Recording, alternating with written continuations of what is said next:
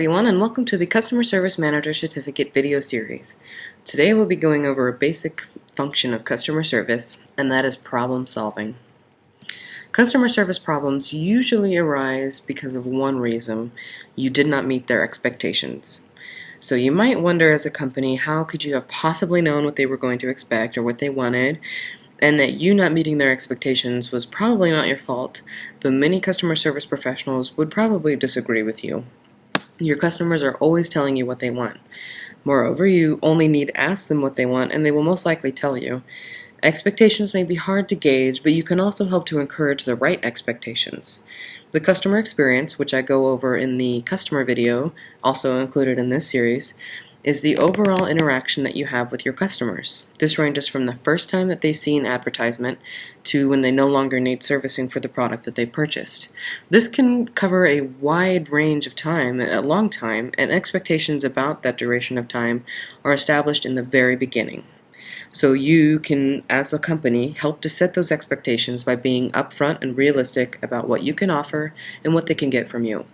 I've tried to come up with a few examples here of problems that could arise from you not meeting their expectations, but it really boils down to just that you didn't meet their expectations, whether that be they didn't register their product and they don't have the serial number anymore.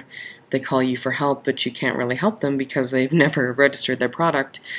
They expected you to solve their problem, and since you weren't able to solve their problem without that information, their expectations were not met. So it's sort of a vicious cycle. Customers expect you to do things that maybe are sometimes impossible to do without their doing their part of their responsibility, like registering a product so that we have their serial number on file. But things like that are constantly happening for companies, and customer service problems often arise just from those simple things like, you didn't tell me I needed to do this. And a lot of times customers are just not paying attention to the process and not really listening to what you're doing either, so that they are often caught off guard when something like this happens.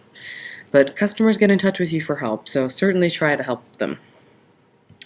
And now, an important thing to remember is that it doesn't matter who's right or how wrong the other person is. What matters is how you react and how you respond. We've all been told the customer mantra of the customer is always right, but that's not necessarily the case, as customers can be very, very wrong at times.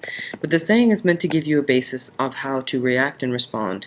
The key word there being respond. It is crucial that you not just react and act in a defensive way, but to respond and do so by addressing their needs and the problem at hand. So don't go at this as you normally would, if someone in your family came at you thinking you did something wrong.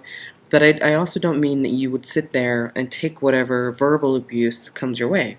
But if you are able to not take the situation personally, you can move forward with the situation and possibly diffuse it by remembering that you can respond maturely, consciously, and with empathy.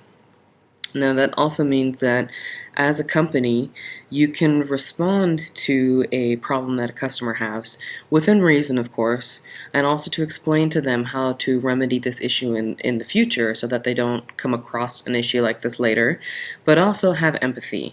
There are a few keywords that Jeffrey Gitomer states in his book, such as, oh my gosh, that's horrible, or that's terrible, my gosh, or that's great, let me help you with that. I can certainly help you. And we'll go over a few more phrases like that and why they really matter to a customer and how they can really diffuse the situation. And there's a lot of research that's been shown, and a lot in my personal life that I've seen, that if I react in a defensive or negative manner to somebody coming at me with a negative attitude, that's only going to exacerbate the entire negativity of the situation. But if I listen, understand, really take a moment to see where they're coming from and respond by not taking it personally and responding in a manner that really takes myself out of the situation and puts them in the focus, that can really make the whole argument change. It can make the whole situation different, and it can definitely make the turnout different as well. So because of that, companies should know that they need to handle customer problems. Angry customers usually don't return if they leave. If something goes wrong, if they're unhappy, and you don't do anything to remedy that unhappiness, 80% said that they would return if you did take care of their problem and dealt with it in a quick, satisfactory way. The important thing here is to ask them why they left. 96% of customers who leave won't tell you the reason they left. So try to prod, but really only prod enough so that you can remedy their situation and perhaps avoid it in the future. If 80% said that they would return because a problem was handled properly, that doesn't mean letting the angry customer walk out your door. You may think that it saves you time and it saves you money to not deal with an angry customer or somebody who has a lot of questions, but if you also go above and beyond to really service their needs, you can probably create a very loyal customer. And if you need to learn more about loyal customers, we also talk about that in the customer loyalty video, which is also included in this series. But customers are the only reason you're in business, so don't forget it. Customers who have a good experience will most likely tell 1 or 2 people, but somebody who has a terrible experience will tell an average of 7 people. Now, for somebody who has the worst experience ever, is really pissed off at you and your company, they will tell everyone who will listen, and even those who won't. So know that people are really prone to talking, and that's what this picture here really portrays, is that word of mouth can destroy a company, and negative word of mouth at that can really be detrimental. Your customer won't do well, your company won't do well if your customers continue to leave, don't tell you why they're leaving, and then share with other people why they left. Your company won't be in business much longer. So really focus on them and make sure that you understand why they've left. Solving problems is really all in the way you say something. And as I mentioned before, being empathetic, portraying that you're listening to them, and also choosing a right tone of voice can really change the way that the conversation goes. There are many, many ways to say the same thing to someone over the phone, and since communication between 2 people often involves a large amount of nonverbal communication, including hand gestures, facial expressions, things like that, your tone of voice and your choice of words is of grave importance. Now, the phrases that I put on the screen here are some variations of some ways that you can sort of change the way that your wording comes out and change the way that you choose your words. Even if you're unable to solve their problem, it's important to give them hope that solution is on the way. Go figure out who can solve it, figure out what you can do for them now, and because the whole reason they called you was for help. So, for example, Jeffrey Gitomer phrases some things in his text, so that's where I sort of got the idea for these. And a big phrase that he says is a big no-no, which a lot of companies do, or a lot of customer service representatives do, is to say, that's not my job.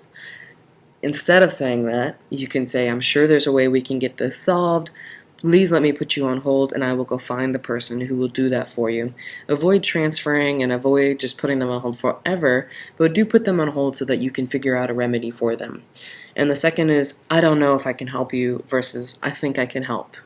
And even if you aren't able to give them a solution, knowing that you tried is a great thing for them to know. And lastly, though, we went over why companies need to fix their problems and retain their customers. There's something more to it than that, and this is from Jeffrey Gitomer's book in his first chapter. The cost of fixing the wrong, making amends, making it right, creating a memorable recovery, and adding something unexpected to the customer is always less than the cost of an upset customer and a negative story about you that is retold for years. And the image I chose sort of sums that up because integrity is really the key word here. Can you afford such a large amount of negative word of mouth coming from customers who will spread it to other customers, who then spread it to other customers, and customers who have also had a bad experience with you will only help to reiterate that word of mouth to other customers as well. And because of that, I don't think that any company can afford such a large abundance of negative word of mouth. Any negative word of mouth can spread, especially on the internet, and it can spread with such speed that you barely have time to first learn about it, let alone sort of try to remedy the crisis at hand. Lastly, I don't think that you can afford the lack of positive word of mouth. The only way you are going to stay in business is by having customers return, which is customer loyalty, and by getting new customers, which is often done through customer referrals. Advertising and marketing, PR, those things can really only go so far, but PR also involves referrals, which is positive word of mouth. Getting a customer to talk about you to another customer because they enjoy your product, because they enjoyed your service, and because they enjoyed the overall experience that they had with you. Great free PR, and great PR that you can help encourage by continuing to be a great company. So my question to you is then to why not make the extra effort in the beginning to make a satisfied customer and to create those positive, memorable customer experiences. Like writing a paper well the first time, or a blog post or a press release, whatever you're writing, treating your customers the way in which you would want to be dealt with when you have a problem can really result in less mistakes to try and fix them down the road. Does the above quote sound like something that someone should have told a certain oil company as of late? This is an important rule to live by. Make it right, not just because it is the moral or the right thing to do, but because you cannot recap or regain the loss that you will experience from the negative word of mouth that will spread from your poor judgment. Even worse, your lack to remedy the situation in the beginning will only further encourage that negative word of mouth is spreading. So be conscious of your actions and be conscious of the repercussions that your actions will have on other people. Depending on the severity of the problem that is prompting customers to call you, your brand may suffer more than you'd like it to if you don't do the right thing and if you don't do it quickly. So that sort of sums up our introduction to solving problems, and really the basis behind this is the importance of solving problems and the importance of treating your customers well. So if you guys have any questions, feel free to post them on the forum or shoot me an email.